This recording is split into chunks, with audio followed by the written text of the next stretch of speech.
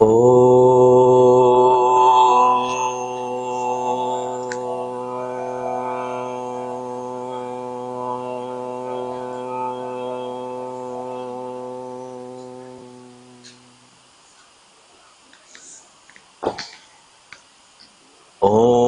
Sahana Vavatu Sahano Bhunaktu Sahaviryam Karavavahai Tejasvinavaditamastu ma vidvishavahai.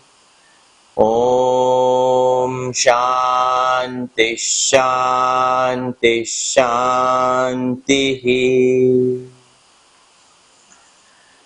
Shankaram Shankaracharyam Keshavam Badarayanam Sutra Bhashya Krutau Vande Bhagavantau Punah Punah Ishvaro Gururatmeti Murti Bheda Vibhagine Vyomavat Vyapta Dehaya Dakshinamurtaye Namaha Samasta Janakalyane Niratam Karunamayam Namami Chinmayam Devam Sadgurum Brahmavidvaram Sarva Vedanta Siddhanta Gocharam Tamagocharam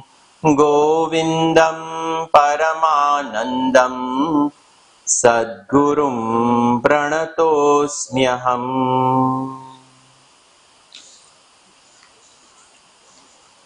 After seeing the Anatma, we are in the section of seeing what is Atmavastu, the nature of the self. In this nature of the self section, 34, shlokas 124 to 135, we are seeing a very beautiful explanation on what is this Atmavastu, what is Atma. These shlokas over here are so pregnant with meaning, they require deep contemplation.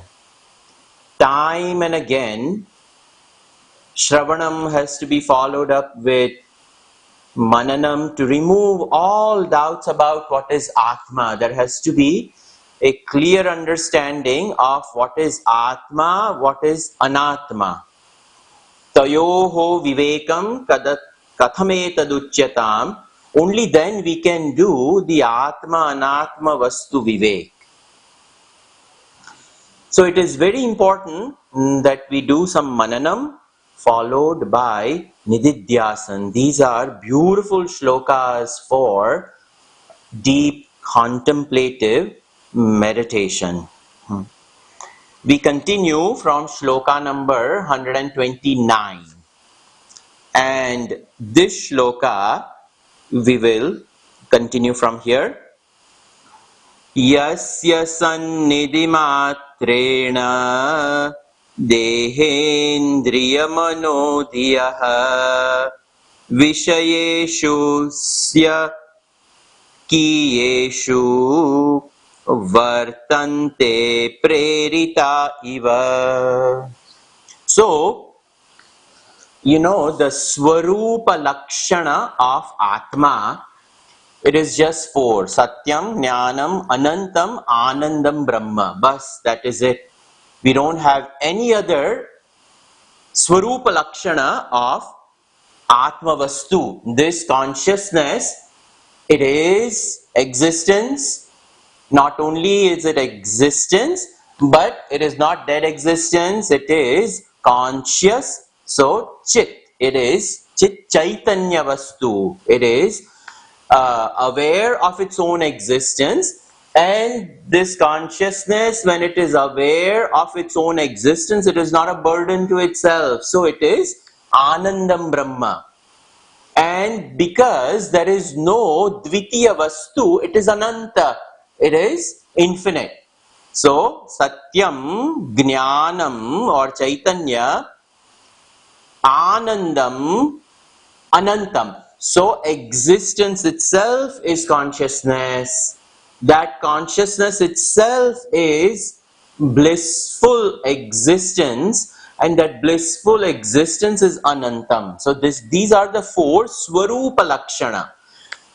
The all other explanations or indication of Chaitanya Vastu will be Tatastha Lakshana, from the standpoint of where we are as a jiva, or where this Shrushti is, from the standpoint it is indicated. So over here, Yasya Sannidhi Matrena, this Yasya Chaitanyasya Sannidhi Matrena, this consciousness in a very close proximity, Sannidhi Matrena, Deha, Indriya, Manaha, Diyaha. Over here, all of these and Vishayeshu, Swa, Vishayeshu, Syakiyeshu, not just Swakiyeshu, it is at Syakiyeshu, it is Swakiyeshu, that's why there's a typo over there.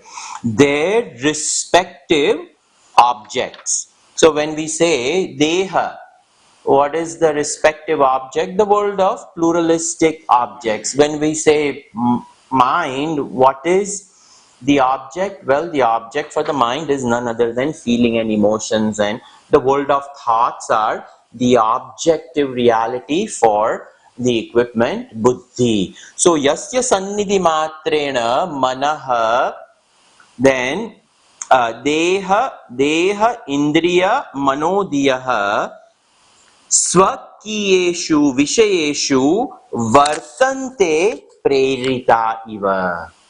Each one of these, the body is enlivened by the very close proximity of consciousness. Consciousness is all pervading.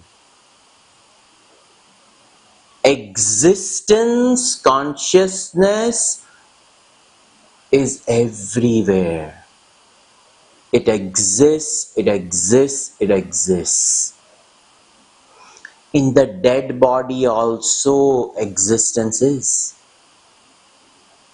But the difference between a live body and a dead body is, in the live body there exists antakarana, a very subtle equipment where the reflection of consciousness can take place, and that reflection of consciousness, when it enlivens, lights up the subtle world of ideas and thoughts, it passes on that awareness on to a little grosser world of mind, feelings and emotions, which in the close proximity of the body, because of the pranas, the Chaitanya Shakti via the Pranamaya Kosha is transferred onto the Sthula Sharira.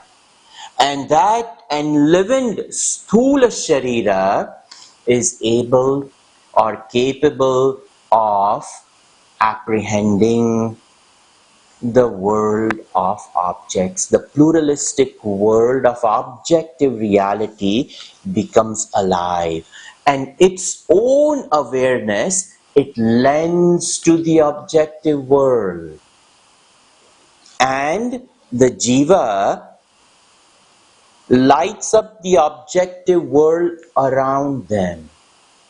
And that is what is talked about over here, that yasya sannidhi matrena, its very close proximity, because of this equipment, the whole equipment becomes enlivened. The sukshma buddhi and the still little grosser mind, and even grosser pranas, and the most grossest, the indriyani and sharira, all of them svakiyeshu vishayeshu vartante. It functions, and over here it says prerita iva. It is as though the consciousness propels, but the consciousness naiva kurvan nakarayan. Bhagavan Krishna says in Bhagavad Gita, it is the close proximity of the consciousness does not propel the equipment to function in the pluralistic world. Its very presence allows the Prakriti created equipment to function according to the program of Prakriti. This buddhi, it is born out of Prakriti. Purusha and Prakriti are ever separated. Anadi Ananta. The same thing holds true what is there in Sankhya philosophy of Prakriti and Purusha. The same thing holds true in Vedanta as well. They are both, Prakriti is beginningless, consciousness beginningless. But in Vedanta, the Prakriti comes to an end in Jnanam. When the buddhi, with the equipment of this buddhi, when the jiva realizes, I am the Chaitanya which enlivens even my thoughts. So over here, this Iva word is very important in Vedanta. It is prerita Iva, as though it prompts it, it governs it, it propels, but in reality it doesn't. It is just its presence is enough to enliven the equipment.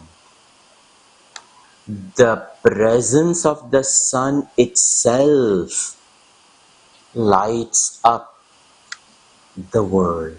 The sun does not do the kriya of giving light. The sun does not do any action of giving light.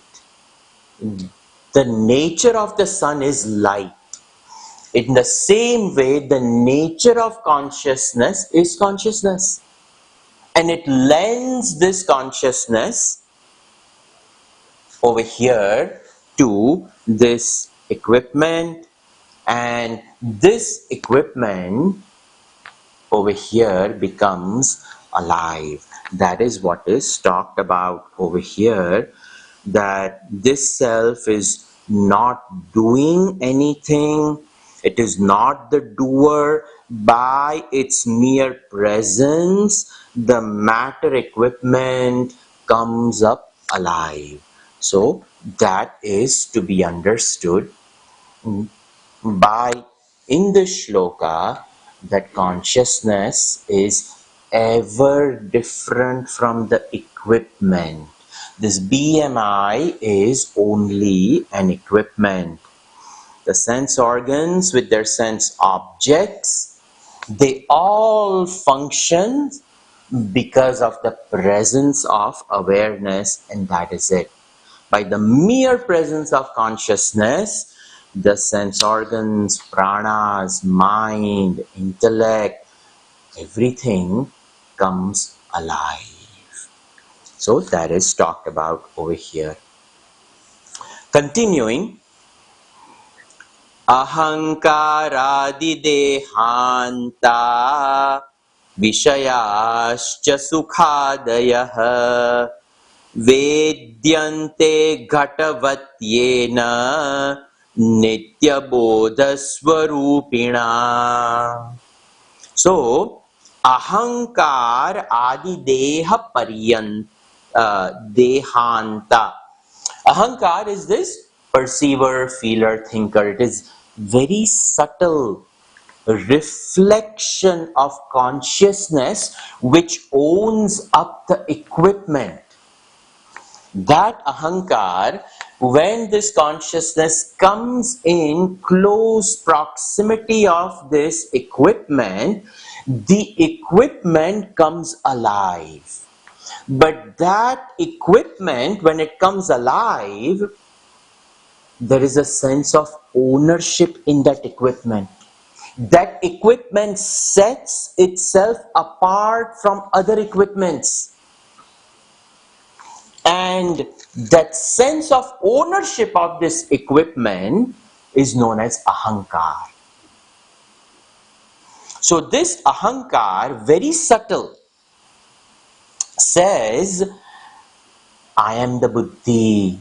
And when it says I am the buddhi, it understands even the quality and the texture of thoughts that it entertains.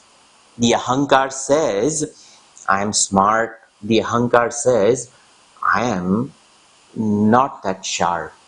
Even the quality of the intellect is objectified by the ahankar. In the same way, the ahankar objectifies the emotions and feelings of the mind as I am angry, I am happy, etc. And the ahankar obviously objectifies the body. I'm a man, I'm a woman, I'm rich, I'm poor, I'm short, I'm tall, I have disease, I'm healthy, etc. All qualities of the body are objectified by this ahankar. So ahankar adi, when it is said adi, meaning the equipment ahankar, and the other subtle equipment of buddhi, man, and memory, chit. So, mana buddhi chit ahankar. So, that ahankar adi deha paryantam, all the way up to the body, vishayascha, and the objects. And what is the experience of the objects? Sukhadayaha. The object, when it comes in proximity of the body, the ahankar says, this is conducive, this is not conducive. I like this, I don't like this. This gives me joy, this gives me sorrow. So sukha adayaha, gain, loss, failure, success, sukha, dukkha, pleasure, pain, all of these dvandvas, all of these pairs of duality, yena nityabodha swarupina, because of the nature of eternal knowledge. Nitya, eternal. Bodha, of the nature of knowledge. Swarupina, of the nature of bodha, knowledge. Nitya bodha swarupina, because of the eternal nature of this consciousness, this awareness, yena ghatavat vedyante, they are known, all the objects are known ghatavat. In olden days, Shankaracharya ji did not have this glass, he had a pot. So whatever was around him, he used that. Ghatavat. So a kamandalu. So knowing that this is glass, and this glass is different than this bookmark, etc., vedyante, known various objects. Ghatavat. Ghata, and then the cloth was there. So he uses two examples, ghata and pata. Pata is what? Cloth. So whatever he was wearing, he used what was around. Ghata and pata. So all of these objects are known because this awareness consciousness, it lends its sentiency from ahankar adi deha paryantam, from ahankar, buddhi, chitta, mana, pranas, sharira, and svavishayeshu, and it's all objects, all of them vedyante, with the body ghatavat, objects like a pot, a cloth are known. For at the level of the mind, emotions and feelings of joy, sorrow, they are known. Sukhadayaha over here. And then over here, success and failure at the level of buddhi. All of this is known. Nitya Bodha Swarupinam, from the subtlest, innermost concept of I to the grossermost physical body and the world of the objective reality, all of this are known by this knower. And this knower is none other than the small s, the jiva, is knowing the objective reality. But the capital S self-awareness, it is Chetana Matra. Bas. It does not even do the job of witnessing. How can it witness? In order to witness, there has to be a second thing. So this consciousness is not a witness over here, but we say that the consciousness is witness because the Chaitanya Shakti enlivens the Jivatva and the Jivatva experiences. So over here, Nitya Bodha Swarupina, it of the nature of that because of which everything is known, and that Chaitanya is Nitya Bodha Swarupina. It is of the eternal Swarupa nature of knowledge. Like I said, there are only 4 Swarupa Lakshanas. Satyam, Jnanam, Anantam, Anandam Brahma. Yo Veda Nihitam Guhayam Parame Vyoman, in Taittiriya Upanishad. Over there, very beautifully, Brahmanandavalli discusses this Swarupa Lakshana of over here. So in this way, very beautifully, Shankaracharya ji is talking about that same idea of Nitya Bodha Swarupina. Over here, it is Nitya Bodha Swarupina that is discussed in the next shloka, and Shruti Praman is taken from Brihadaranyaka Upanishad. It is also available in Keno Upanishad. So, we will see the next shloka, 131.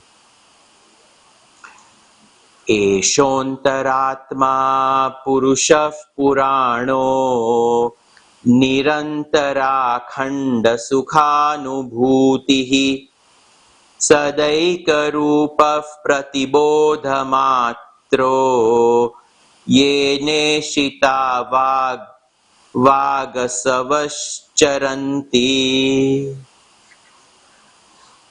Eshaha Antara Atma Purushaha Puranaha. See, these are all the words which are, even if we study Vishnu Sahasranam, these words are there. So, these are all the names of the self. So, Eshaha, this what? This Atma. The subject matter is this self. What is this self? Antaha Atma. It is the innermost self. And this innermost self, capital S self, it exists. It is. To say it is the innermost self means it is the most subtle. It is subtler than the buddhi. Subtler than the buddhi is actually avyakta, this unmanifest. Avyakta tu parapurushaha purusha naparankichita sakashta saparagatihi. In Katha Upanishad, the gradation of the subtlety is pointed out.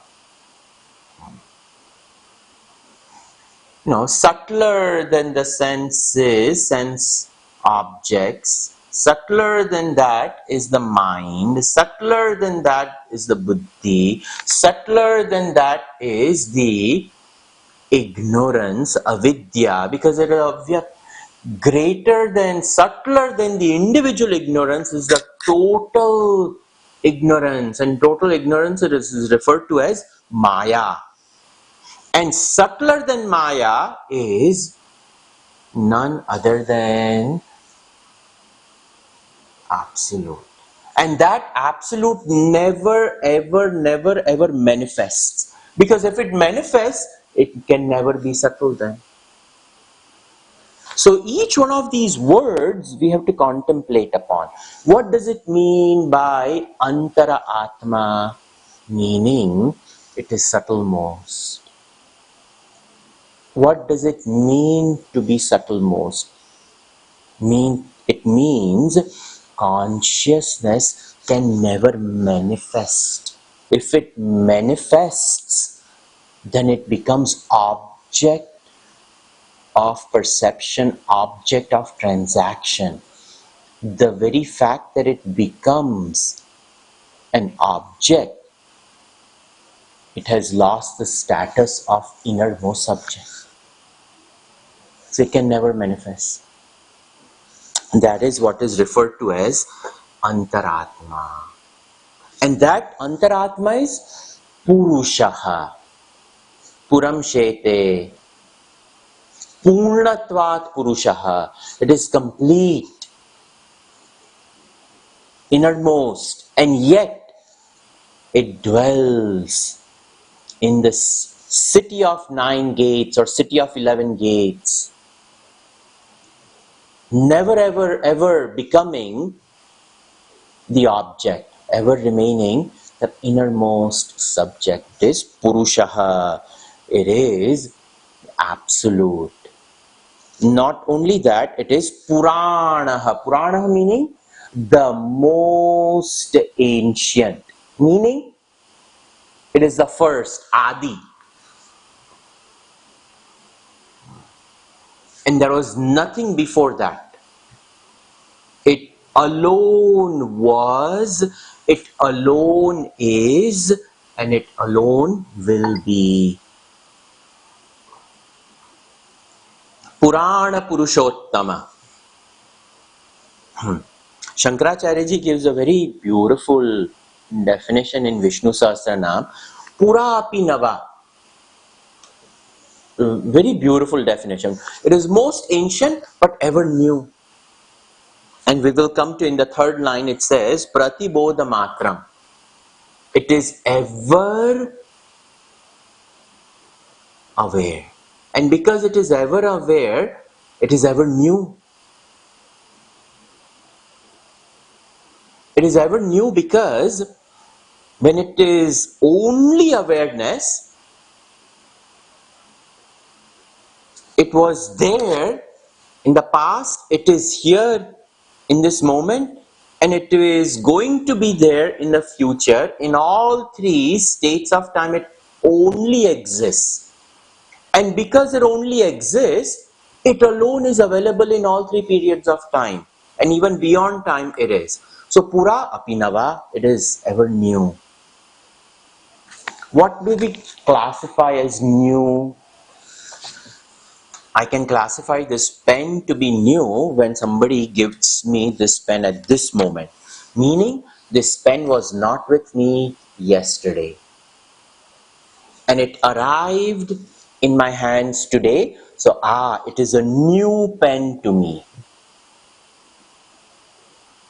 So this moment starts the existence of this pen in my life. But this moment minus this moment, previous moment, this pen was not in my hand.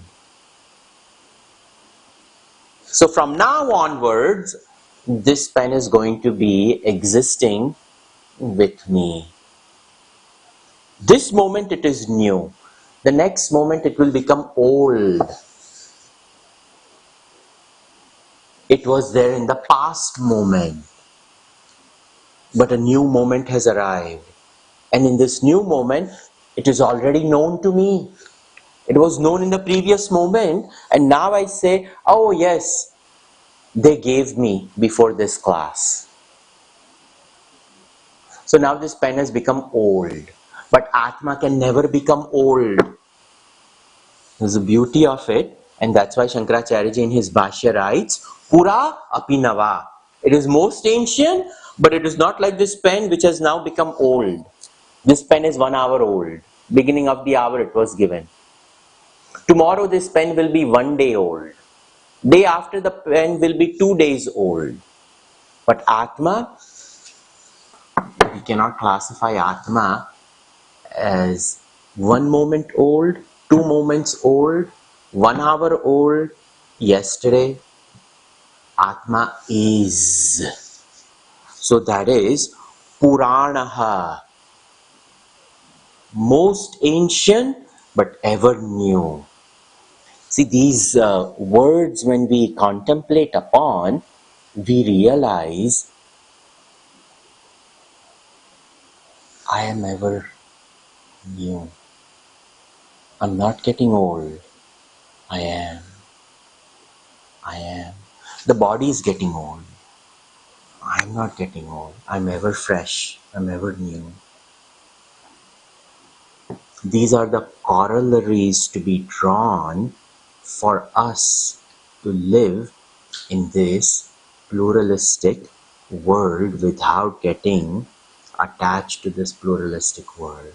These words themselves create a layer of understanding, like the layer of oil on the hand when we put the hand inside the jackfruit to remove so that the stickiness doesn't stick. This is what understanding of these words they do. Nirantara akhanda sukha anubhutihi. What is this Atma? Nirantara. Nirantara, eternal. Then Nirantara akhanda. Akhanda, complete. Unbroken. Sukha, joy. Anubhuti, it is of the nature of the experience of unbroken bliss. Now, the word anubhuti is used over here. Anubhuti meaning it is of, we may take the word as experience. When I say, I am experiencing this pen, the anubhuti of the pen is taking place. But the pen is other than me. It is an object which I have objectified. But Atma is not objectified. So we have to take this word anubhuti with a pinch of salt. In Atma there is no anubhuti. Because, like I said, I can only witness what is other than me. This pen is other than me, and thus I can witness the pen. But when it comes to Atma, Atma alone is. So it is a self-experience of its own existence, which is not a burden, it is complete, and it is a blissful existence. That is what is to be understood as Nirantara. Nirantara, eternal, timeless. There is no existence of time. If time is not there, space is not there. Because time and space are inseparable. Only in space an event exists, and an event is measured at t equals 0 or t equals 1, t equals 2, etc. Time and space are concepts which are not separable. Thus, when it is said Nirantara, it is not a spatial or a temporal experience. It is simple experience which is everywhere. Yugapad. In all places, in all time, in all conditions, it exists as akhanda, unbroken, purna, sukha anubhuti. Its nature is bliss. Its nature is complete. Its nature is awareness. I'm repeating this idea, I do understand. Shankaracharya ji repeats it over a fabric of so many shlokas for us to drill into our understanding that consciousness can never be objectified. But it is very difficult for us as a subject to understand our subjective presence, because we are using limitation of grammar, words, and language, which itself is duality. There is no language in Atma. How can we explain it? Sanskrit, Devanagari, spoken in the Devata Loka, but where Brahman is, there is no Deva Loka. Bhasha, yato vacho nivartante aprapya manasasaha. The speech came back. The goddess of speech, she couldn't explain what Atma is. Because if she has to explain Atma, she would have to objectify. She cannot objectify Atma. Thus, we have to over here understand Nirantara Sukham equals Anandam Anantam, free from time divisions, free from spatial divisions, and this is Purnatva. And that Purnatva is Akhanda, unbroken. And this unbroken existence is Nirantara, timeless. It just is. Sada Ekarupaha. It is of this one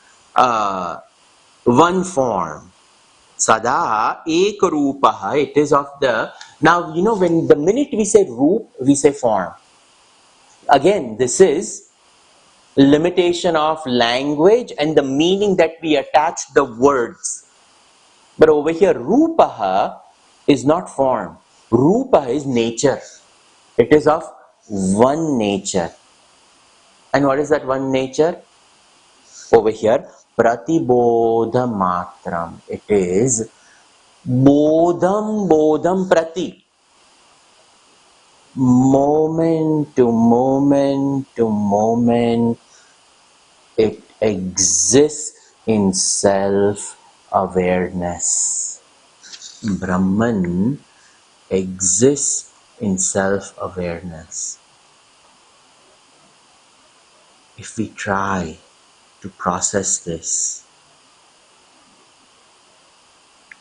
every moment we are alive, every moment I am Brahman. When am I not Brahman? When I have a cordial conversation with a human being, I am Brahman. When I lose my inner poise and become anger, I'm still Brahman. But it takes special awareness to catch us out of our pluralistic experience to reveal to us, I am Brahman. That is Pratibodha. Bodham prati. Every moment.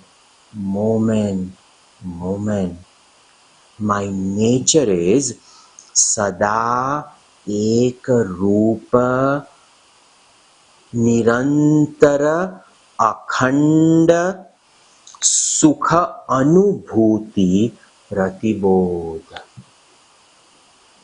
I am. And that awareness I am, it never diminishes.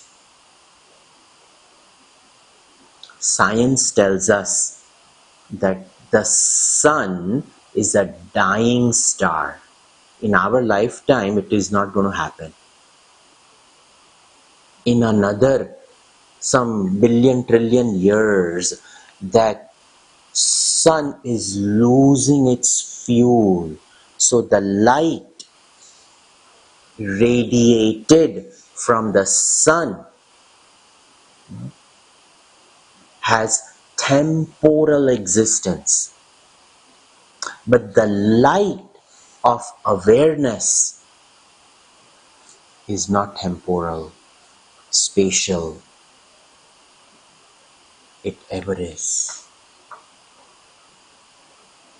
This is Yeneshita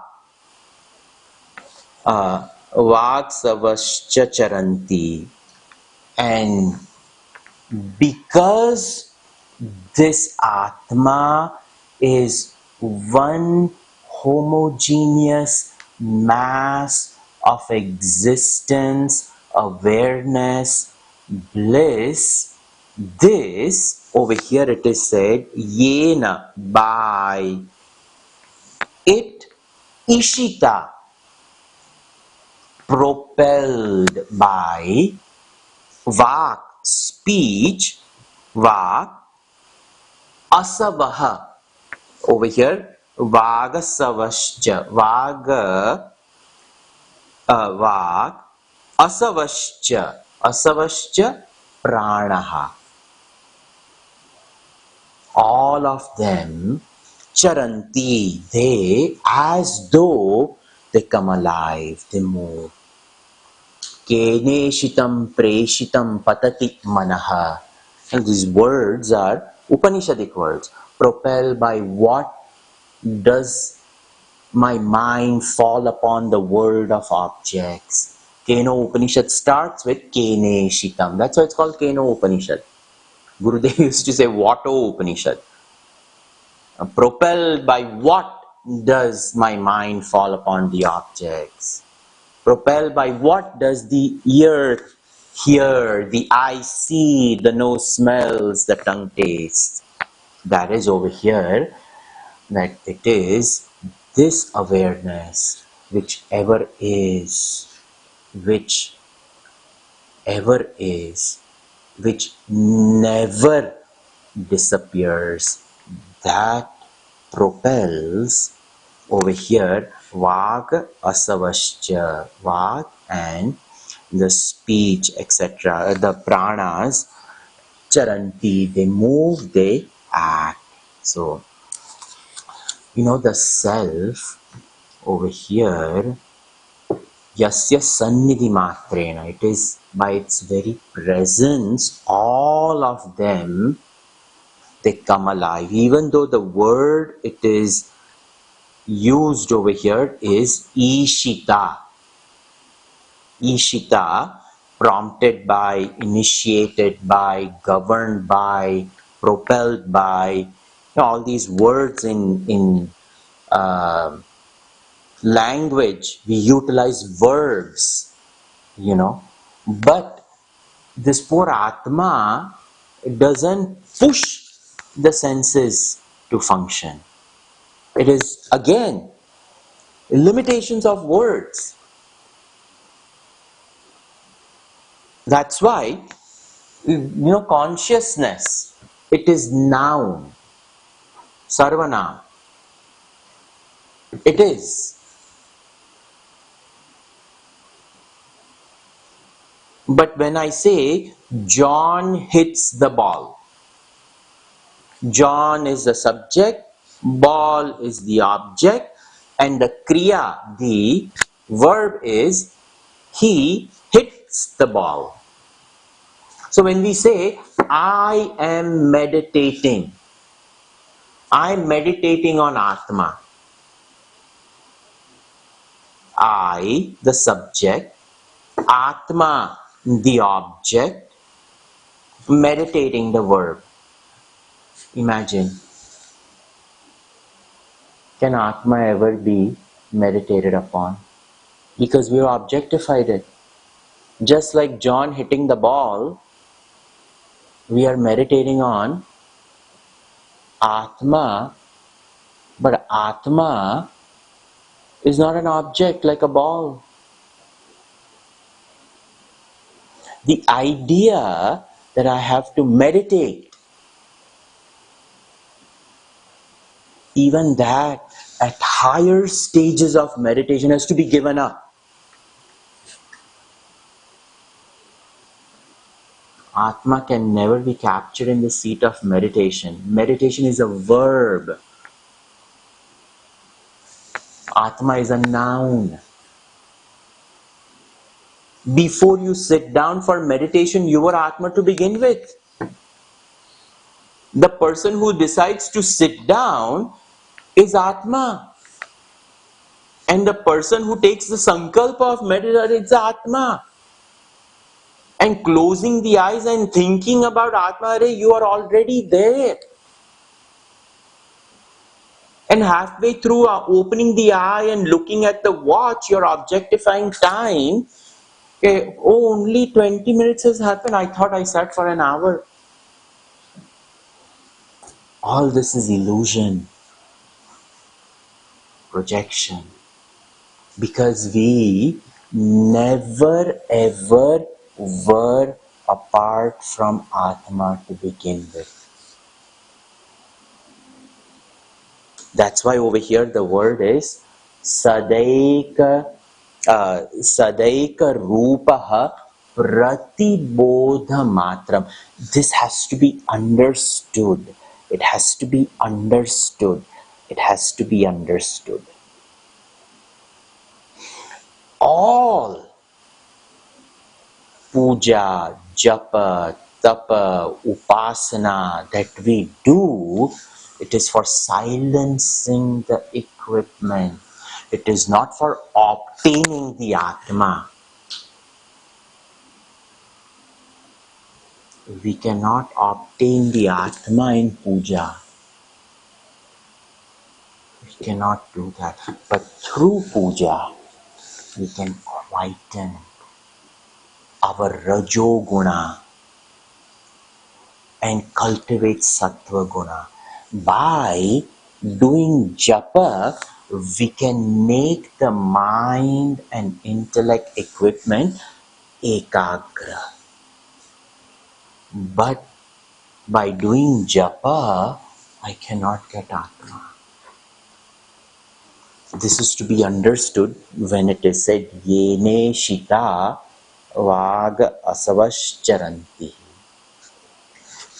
This Atma Pratibodha Matra, it ever is. We have to quietly withdraw our mind's attention from all pluralistic temptations and turn it towards its presence. I am, I am.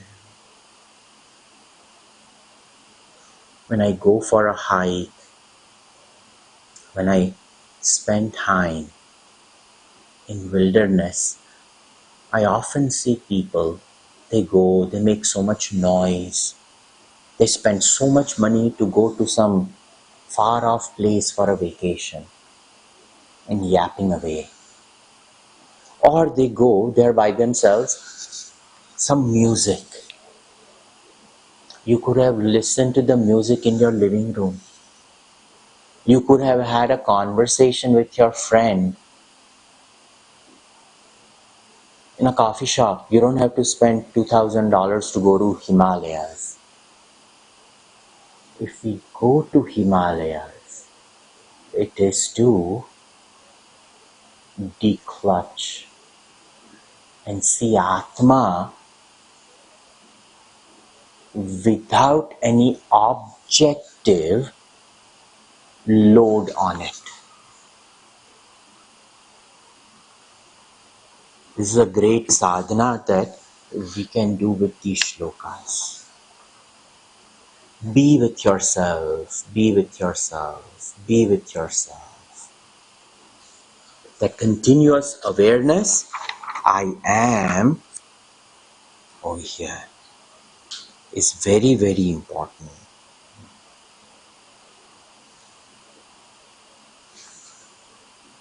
We will continue this very, very high ideas are presented on Atmavastu. Again, I am using Atmavastu. It is not a Vastu. What can be done? It's a limitation of Bhasha, limitation of language. So, take each one of these shlokas and dwell with one or two or three words. Gurudev used to say, one mantra, one Upanishad is more than enough. Because if we understand just one, even Shankaracharya said, Ardha Shlokena, half shloka is enough for us to understand. But we have to give our undivided attention, and that clarity has to be there. I am. Sarve bhavantu sukhinah, sarve santu niramayaah, sarve bhadrani pashyantu, ma kasyit dukkha bhag bhavet. Om shanti shanti shanti. Harihi Om Shri Gurubhyo Namaha. Harihi Om.